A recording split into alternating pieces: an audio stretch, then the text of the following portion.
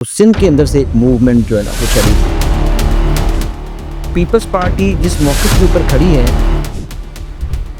कभी भी मुज़ाकरात से पीछे नहीं हटती।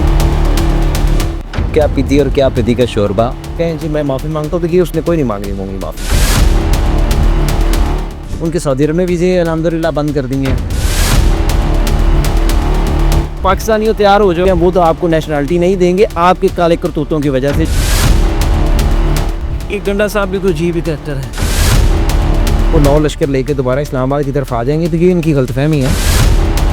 जो बंदा हुकूमत में आता है वो ड्राई क्लीन हो जाता है ना। आप अस्सलाम वालेकुम, एज ऑलवेज और डिटेल के साथ आजम मलिक साहब मेरे साथ है। मलिक साहब कैसे हैं आप? मलिक साहब ऐसे लग रहा है जैसे पीपल्स पार्टी अपने ही इत्तेहादियों से ना सिर्फ आंखें फेर रही है बल्कि आंखें दिखा रही है। क्या आपको भी ऐसे ही लग रहा है? नहीं, असल देखिए ये बड़ा क्रूशल क्रिटिकल पॉइंट है जिसके ऊपर जो आपने रोशनी डाली है। बिलावल भुट्टो साहब और इससे पहले आसफ अली ज़रदारी साहब ने भी, आपको याद होगा, पार्लियामेंट में एक स्पीच की, उसके अंदर उन्होंने नहरी पानी का जो मसला था उसको उठाया। जो 6 कनाल जो हैं वो नहरें बन रही हैं, और इसके ऊपर जो एक कॉम्प्रेस जमाते हैं सिंध के अंदर, वो उनका शुरू होगा, सामने आना शुरू हो गया। वो कहते हैं कि सिंध के पानी को तकसीम करने की साजिश। देखिए सिंध के अगर कॉम्प्रेस जमातें इस तरह से एहतजाज करती रहे आने वाले दिनों में, तो ये एक बड़ी तहरीक साबित हो सकती है। आपको याद होगा कि इससे पहले भी जब ज़ुल्फ़िकार अली भुट्टो साहब शहीद हुए थे तो सिंध के अंदर से मूवमेंट जो है ना वो चली थी। हमारे जो बुजुर्ग हैं वो हमें बताते हैं वो एक तहरीक शुरू हुई थी, और उस तहरीक ने बाद में फिर मुल्कीर मुजाहरे की सूरत इख्तियार कर ली थी। तो इस वक्त जो पीपल्स पार्टी जिस मौक़िफ़ के ऊपर खड़ी है, क्योंकि देखिए इस वक्त जो भी अवाम को रिलीफ नहीं मिलेगा, अवाम जितनी डिप्रेस होगी, हुकूमत का जो मुआशी पहिया है जितनी सुस्त रवि का शिकार होगा, तो उसके जो अवाम की तरफ से ताने और नश्तर हैं वो किसको मिलेंगे? वो हुकूमत को मिलेंगे। तो हुकूमत के साथ जो इसके इत्तेहादी होंगे उनको भी मिलेंगे। तो पीपल्स पार्टी इनके साथ इत्तेहाद में शामिल है। अब पीपल्स पार्टी ने बड़ी अक्लमंदी की और सारी जो कॉन्स्टिट्यूशनल पोस्टें थी वो रख ली। चेयरमैन उनके पास है, प्रेसिडेंट्स उनका है, गवर्नर्स उनके हैं, ठीक है।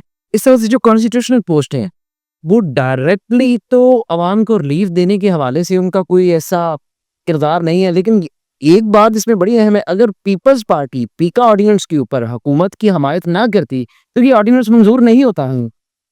इसका मतलब है कि पीपल्स पार्टी बड़े प्लान तरीके से पॉलिटिक्स कर रही है, क्योंकि उसको पता है कि आने वाले वक्त में जो जो गालियां पड़ेंगी, जो आने वाले वक्त में ताने नश्तर, जो सलमातें सुननी पड़ेंगी, वो पीएमएलएन को सुननी पड़े।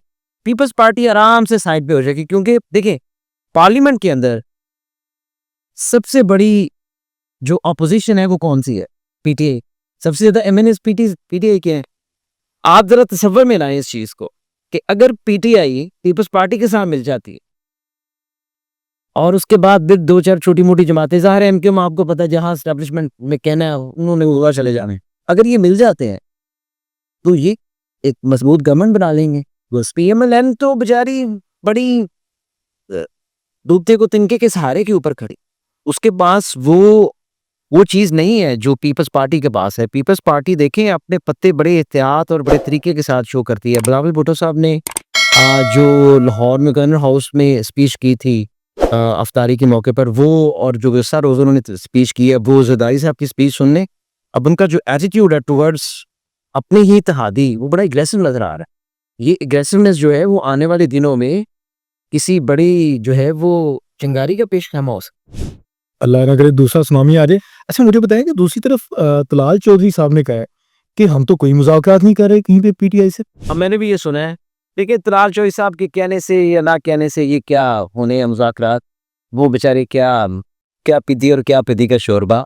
तलाल चौधरी साहब को मैं अब क्या कहूँ, उन्होंने क्या कहना और क्या नहीं कहना, वो बेचारे क्या हैं, उनका तो कोई तो फिर तो बयानबाजी से परहेज करना चाहिए। तो वो तो बेचारे खुद उन्होंने क्या कहना है। लेकिन देखिए इस्टेब्लिशमेंट कभी भी मुज़ाकरात से पीछे नहीं हटती। मैंने आपको गुज़श्ता रोज भी बताया था कि हमेशा मुज़ाकरात उस सूरत में कामयाब होते हैं जब इस्टेब्लिशमेंट अपना पलड़ा किसी एक पलड़े के ऊपर डालती है, या अपना किरदार अदा करती है। अपना किरदार, वो अपना वजन जो है किसी एक पलड़े पे डालेगी तो वही मुज़ाकरात कामयाब होने हैं। अगर इस्टेब्लिशमेंट ने आज ये सोच दिया कि हमने पीटीआई को एक सेफ पैसेज देना है तो उनको सेफ पैसेज मिल जाएगा। आप तसव्वुर करें, कोई बंदा ये सोच सकता था, उसने कहा जी मियां नवाज शरीफ साहब 2/3 मेजोरिटी लेके आए 99 में, आप देखें उन्होंने बाहर निकाल दिए। ठीक है, जनाब मुशर्रफ साहब आए, जनाब मुशर्रफ साहब, मुझे याद है कि हम एक इंटरव्यू पे इस्लामाबाद में प्रेसिडेंसी में थे, तो उन्होंने, वो भी हमारे बड़े अजीज़ दोस्त हैं, उन्होंने इंटरव्यू किया, तो हम तब बड़े जूनियर थे तो उनके साथ थे, तो उन्होंने कहा कि बेनज़ीर और Nawaz Sharif is no more in Pakistani politics. वही बेनज़ीर और नवाज शरीफ पाकिस्तानी पॉलिटिक्स में रहे और वही जनाब मुशर्रफ को जो है ना वो इस मुल्क से वो निकालते पड़ा। ठीक हो गया। अच्छा, फिर उसके बाद आ जाए, फिर पीएमएल पीपल्स पार्टी आ गई, पीएमएलएन आ गई। कोई सोच सकता था फिर इमरान खान साहब आ गए, कोई सोच सकता था इमरान खान साहब चले जाएंगे, हाइब्रिड सिस्टम 10 साल, खान साहब जो कह रहे थे क्या कहेंगे, खान साहब भी चले गए सिस्टम से। तो एक बात तो याद रखें, इस सिस्टम में कोई हरवे आखिर नहीं है। कोई ये बात कर दे, तराजोई साहब कर दे या कोई कर दे कि जी हम हरफे आखिर है, तो ऐसा नहीं है। एस्टैब्लिशमेंट अपने लिए एक हमेशा एक दरवाज़ा ओपन रखती है।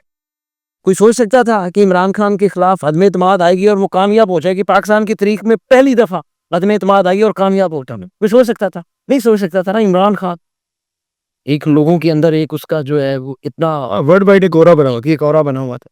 तो लेकिन ये तो इस पे जो ये उन्होंने कहा ना, मैं वैसा रोज भी बता रहा था कि लोग मिल रहे हैं, असल में वो फ्लेक्सिबिलिटी को हासिल करना चाहते हैं कि खान साहब आए और कौम से आम माफ़ी मांग लें, इदारों से माफ़ी मांग लें। देखिए, मुल्क के लिए कुछ 19-20 हो सकता है कि खान साहब आए और कहें कि देखिए मैं ये कर सकता हूँ, कि मैं ये खान साहब के कल को अगर ये बयान आए कि खान साहब ये कहें कि देखिए जी मैं मतलब खान साहब की तरफ से अफवाज पाकिस्तान के लिए जो बयानात हैं वो ज़रा नरम हो जाएं, या वो जिस तरह से उस तरह से कि वो कहें जी ठीक है अब हमारी अफवाज है, बात नहीं करनी चाहिए। लेकिन ये उसके पास अगर आप खान साहब को ये कहें कि वो सीधा आके कहें जी मैं माफ़ी मांगता हूँ, तो ये उसने कोई नहीं मांगनी होगी माफ़ी। सही, ठीक हो गया। दूसरा ये है कि मुज़ाकरात रहते हैं, मुज़ाकरात हमेशा से जारी रहते हैं, मुज़ाकरात का रास्ता खुला होता है, लोग मिल रहे होते हैं, आप नेगोशिएशंस कर रहे होते हैं, क्योंकि at the end of the day सारे किसके स्टेक होल्डर्स हैं? इस मुल्क के, दो मन के। ठीक है, इस मुल्क के ना, इस मुल्क को भी तो चलाना है ना, मुल्क का पहिया भी तो दुरुस्त करना है ना, पाकिस्तान का जो एक खोया हुआ मुकाम है दुनिया में वो भी तो हासिल करना है ना। तो आम मुल्क के लिए इकट्ठे हो जाएंगे, अगर सारे मुल्क के लिए इकट्ठे हो जाएं तो इसमें कोई बुराई तो नहीं है, और ये रात रात तो चलते रहे। बुराई तो नहीं है इसमें। खैर अल्लाह ताला हमारे मुल्क का सिस्टम बेहतर करे, जहाँ पे हमारा पड़ोसी मुल्क डिप्लोमेटिक रिलेशनशिप पूरी दुनिया के साथ बना रहा है, वहाँ हमें हज के लिए भी वीज़ा नहीं दिए जाएंगे। देखिए, मैं आपको हसन साहब, हम कई दफ़ा इस टॉपिक के ऊपर बात कर चुके हैं कि आपका बहसीत कौम जो इंडिविजुअल एक शख्स का किरदार है वो मिलता मिलता आखिर कौम बनता है ना। मैं मोहल्ले में या गली में एक बंदा हूँ, झूठ बोलता हूँ, उस मोहल्ले में 5 झूठ बोलते हैं, फिर वो उस टाउन में झूठ बोलते हैं, फिर आहिस्ता आहिस्ता आहिस्ता आहिस्ता ये ट्रिकल डाउन कर जाता है कि आप एक कौम बनती है। जी जी। बहसीत कौम जो है, हमने दुनिया में ये तासर दे दिया कि हम जहाँ पर भी जाते हैं हम झूठ बोलते हैं, हम फ्रॉड करते हैं। ठीक है, हम नेशनैलिटी के लिए उनकी औरतों से शादी करते हैं फिर उनको छोड़ देते हैं। ठीक हो गया जी। हम झूठी शादियां करते हैं। जो फैक्ट है वो यही है कि आप ये 3 महीने का वीज़ा का वो देते हैं। हमारे दोस्त हैं उमैर साहब, वो इस वक्त सुनते हुए मुझे मुस्कुरा रहे होंगे, हाज उम्रे का वो वीज़ा रहे हैं। हाँ, वो वीज़े वो वीज़ा देते हैं इनको। आप उनसे किस दिन पूछ लीजिएगा। अच्छा, फुकरा को हाँ, किस दिन पूछ लीजिएगा कि वो वीज़े इनको देते हैं। अब तो उन्होंने गारंटी लेनी शुरू कर दी है कि आप इसके ऊपर एक वो एफिडेविट दें कि आप जो है ना, वो हमारे एक दोस्त एमपी हैं, उसने कहा जी मैं क्या वहाँ मैं आपको बेकारी लगता हूँ? उसने कहा आप नहीं, पूरी कौम बेकारी लगती है। हाँ, आप एक शोल उठाया हुआ है, आप कभी IMF के पास, कभी इधर, कभी इस नगर, कभी उस नगर, कभी दर बदर। आपका तो चाल चलन ही ये है, आपका तो दुरुस्त ही नहीं होना। दुबई ने अगली वीज़े बंद कर दिए हैं। अब वो तकरीबन 70,000 के करीब आज़मीने जो उम्रा थे उनके सऊदी अरब में वीज़े बंद कर दिए हैं। मिडल ईस्ट तो बंद हो जाएगा, और अमेरिका ने वैसे ही आपको बैन कर दिया है, ऑरेंज लिस्ट में डाल दिया। ऑरेंज लिस्ट में डाल दिया है। वो लिस्ट वैसे अभी आई तो नहीं है, लेकिन सुनने में आ रहा है किसी लिस्ट में डाल दिया है। वो उस लिस्ट में आप चले जाएंगे।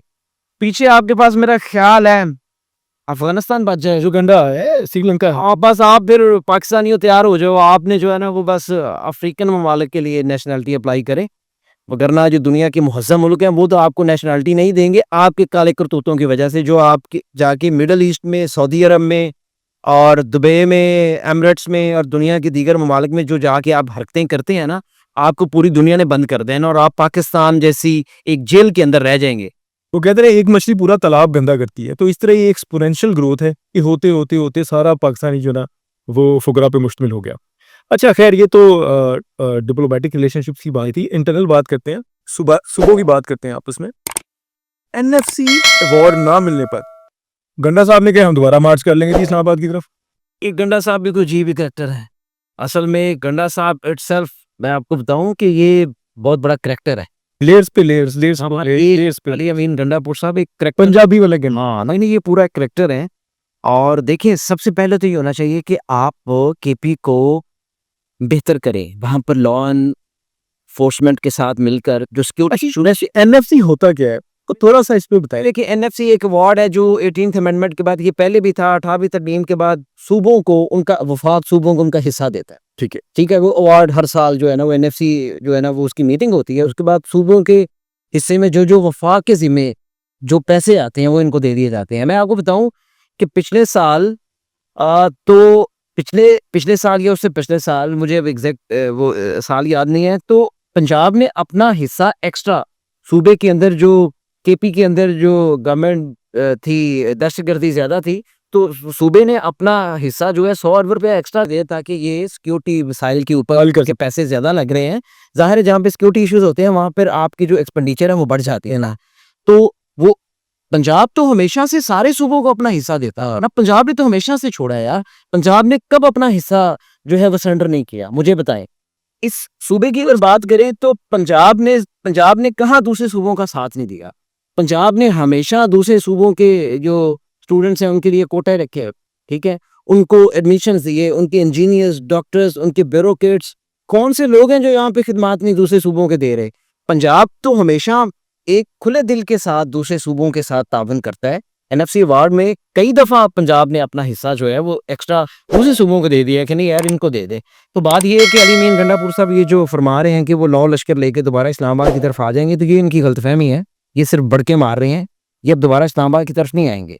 आप फिक्र ना करें, ये कोई तरीका नहीं है कि आप सरकारी लॉ लश्कर लेके इस्लामाबाद की तरफ चढ़ाई करें, दावा कर दें। आप सरकारी वसाइल का इस्तेमाल करें अपने ज़ाती कामों के लिए, सिर्फ इसलिए कि आप अपनी जमात को जिंदा रखना चाहते हैं।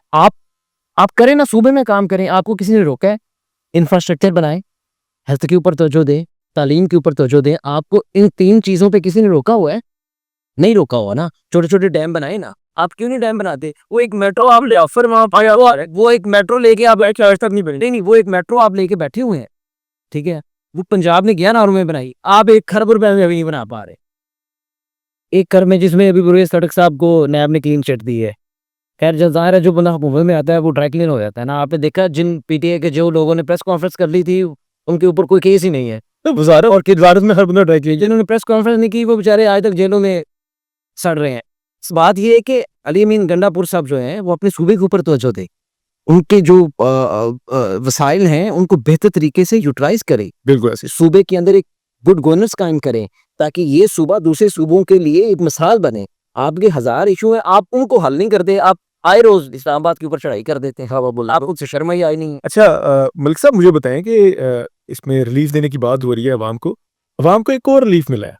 एक तो बिलों में रिलीफ मिल गया 7.5 का, ठीक है, उसके बाद एक और रिलीफ मिला है कि बिलों में से पीटीवी का बिल भी निकाल दिया। अरे ये तो हसन साहब, ये तो ऐसी कोई, मैं कहता हूँ कि ये हुकूमत को कोई ना होश के नाखून लेने चाहिए। हुकूमत का मुझे तो समझ नहीं आता, इनके पता नहीं कौन एडवाइजर है इनके जो इनको बताते हैं भाई पीटीवी कौन देखता है। आपने पीटीवी की फीस बिल में ऐड की हुई है, यार आपको कोई शर्म आती है? यानी कि पीटीवी की फीस, पीटीवी आप देखते हैं? इन्होंने तो खड़े नहीं कर दिया ना। हम देख रहे हैं, नहीं हम देख रहे हैं पीटीवी। आपने ये बिलों में ये फीस लगाई हुई थी, अब आगे हुकूमत ने फैसला किया है, बड़ी खुशी की बात है। देखें मैं पहले जैसे कह रहा हूँ, डूबते को तिनके का सहारा। गरीब आदमी को आप 30 रुपए की भी रिलीफ मिलेगा ना, उसकी 2 वक्त की वो रोटी है, रोटी निकल आई, ठीक है ना, 2 वक्त की रोटी निकल आएगी। आप ये समझें जो लोग 20-20, 22-22 हज़ार रुपए के मुलाजिम हैं, उनसे पूछ के देखें कि उनका गुजारा कैसे है। ये बड़ा ऐसा इकदाम है हुकूमत का कि जो उन्होंने पीटीवी का जो फीस थी वो बिलों से निकाल दी है। मैं तो बड़ा शुक्रगुजार, मुझे ना कोई पीटीवी देखता है ना ये घरों में आता है। पीटीवी सिर्फ तब आता है जब वज़ीर-ए-आज़म की तकरीर होनी होती है या कौमी तराना 23 मार्च को ये पीटीवी आता है। पीटीवी आता है आप, आपने हम पे भी फीस ठोकी हुई थी, अच्छा किया आपने वापस लेने का फैसला किया है, अप्रिशिएट। मुझे और आजम साहब को आज के प्रोग्राम से इजाजत दीजिएगा। अल्लाह आपका हामी नासिर। अल्लाह हाफिज।